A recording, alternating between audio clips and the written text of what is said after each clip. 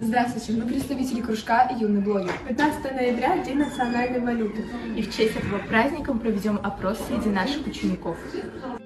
Как называлась наука о монетах и других денежных знаках? Мне кажется, нумизматика. Спасибо, это правильный ответ. Когда была принята официальная валюта нашей страны? 15 ноября 1993 года. Теңге символы қай жылы бекітілді? 1993 жылы. Сәлеметсіз бе? 5000 купюрада не бейнеленген? Қазақстан тәуелсіздік монументі және Қазақстан картасы. Рахмет. Национальный банк Казахстана презентовал новую серию национальной валюты. Она отражает наследие страны от уникальной культурной мали до современного Казахстана. Новый банкнотный ряд вступит в обращение по мере изготовления. Сколько в этом году лет исполнилось национальной валюте Казахстана? 30 лет. На каком стиле основана новая серия банкнот?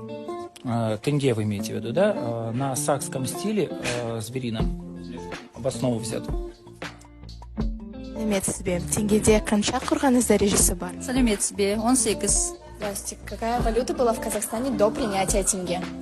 В Казахстане, тогда еще это был Советский Союз, были рубли.